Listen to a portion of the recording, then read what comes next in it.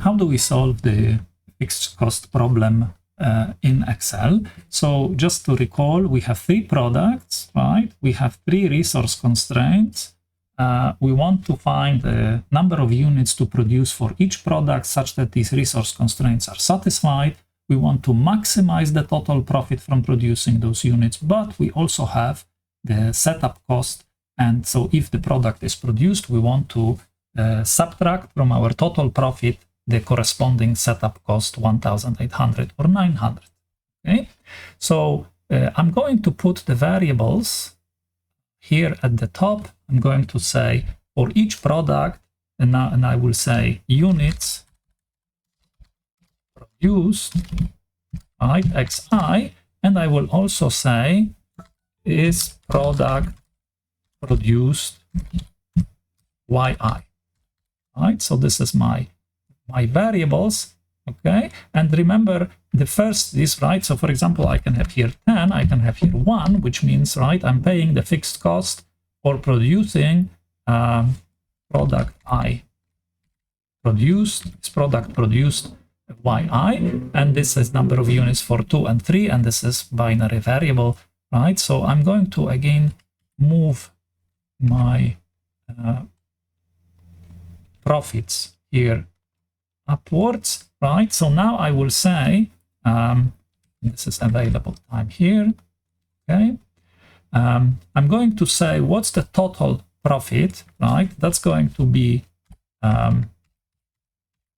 total profit accounting, including fixed costs, right? So I'm going to calculate this total profit, including fixed cost, by taking some product of my profits with the decision variables and then subtracting some product, right, of fixed costs and binary decision variables, right? So now you see if I'm producing 10 units but the cost is 1,000, this is not justifying my, right, because I'm getting $480 of profit minus 1,000, that the total profit is now negative, right? But if I had my number of units produced 30, then the profit would be positive, accounting for the setup cost or fixed cost. And of course, I still need to create my resource constraint, right? So this is for machining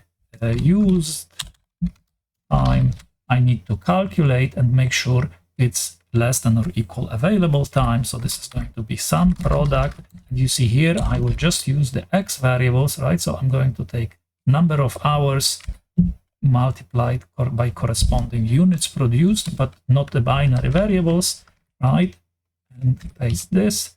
So here we have, I need to fix the reference, F4 once again, right? And I want to see, right, if I'm producing 30 units, I'm using 60 hours, 180 hours, 150 hours here.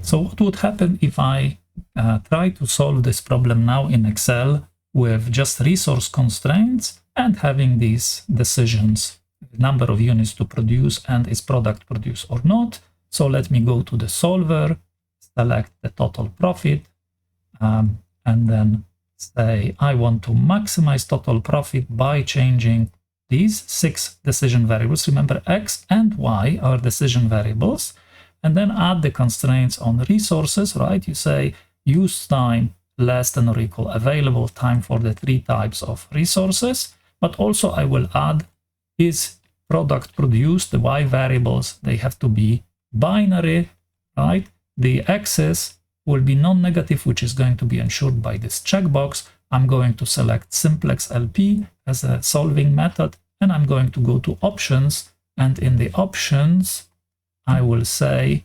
tolerance is 0 to say I don't accept suboptimal solutions. I want a solution within 0% from optimality, which means I want the actual optimal solution, right? So once I do this, if I click solve, I should get the optimal solution, the best product mix, right? Now, this, of course, solver reports optimal solution constraints, optimality conditions are satisfied. I click OK, but there is a problem with this solution. I hope you see, right, that now I obtained a solution which is produce some product 2, some product 3, but I am the variables, binary variables are not set to 1, okay? And I'm not really paying that fixed cost. This profit, right, if you look, the fixed cost sum product of these variables and this is not really paid. So what do we do in order to actually make this model work correctly, right? This is an incorrect solution. This solution is not really accounting for the fixed cost, even though I put variables in the model, but I didn't link them to the X variables. So if you remember, I need linking constraints, right? Linking constraints that follow which format? Remember, I want xi less than or equal some large number, some mi times yi, right? Times yi. And so this linking constraint will ensure, right, for each product that I have, if x is positive, then y is equal to 1. Okay. Now, as before, I want to reformulate, right, an equivalent format. Let's just maybe put this linking constraint. Right? An equivalent format to this is if I take all variables to the left-hand side, so it will be xi minus mi yi less than or equal to 0. So let's write for product 1, product 2, product 3. Right? This will be xi minus, and I need this large number. I'm going to use 1000 as an example times yi. Right? So this is going to be the linking constraint for the first product. As I told you earlier, right, I can use here a number that will definitely not limit variable xi or x1 in this case. I put 1000 as an example. I could use smaller numbers, but make sure you don't use the number that is too small because we don't want to put additional restriction on the number of units produced. So this is 1000, right? So this is a formula I'm going to change. Right, and then if I copy it for x2 and for x3, and you see these values, they all should be less than or equal to 0 for the linking to work, right? So this is for product 1, product 2, product 3, right, if you like. All of them should be less than or equal to 0, right?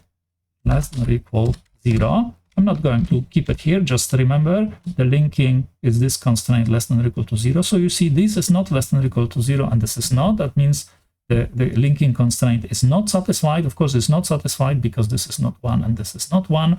So we go now to the solver, click solve. Before we add the constraint first. So we say all these three numbers, these are the linking constraint, they have to be less than or equal to 0. We click OK.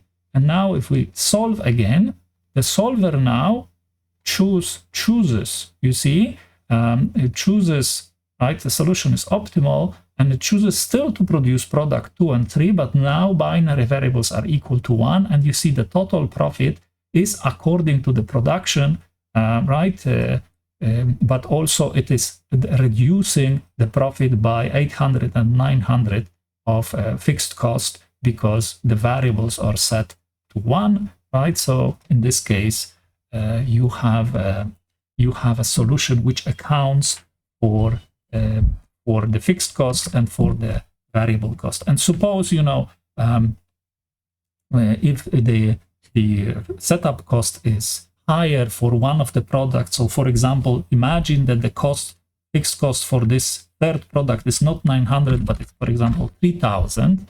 Okay, and now let's go to the solver and solve again, right? And you see now this value is like 0, right? Now the solver decides to produce only product 2, right? Because this fixed cost is so high, it decides not to turn on the production, not to pay this fixed cost, just produce product 2, because then the profit is maximized. So you see, the solver is sensitive to what the fixed costs are when making the decision, right? It accounts for what's the unit profit. This is a positive contribution, but setup cost is a negative contribution, and both are included in the total profit calculation. And because of this, both of them affect which solution, which production plan is selected.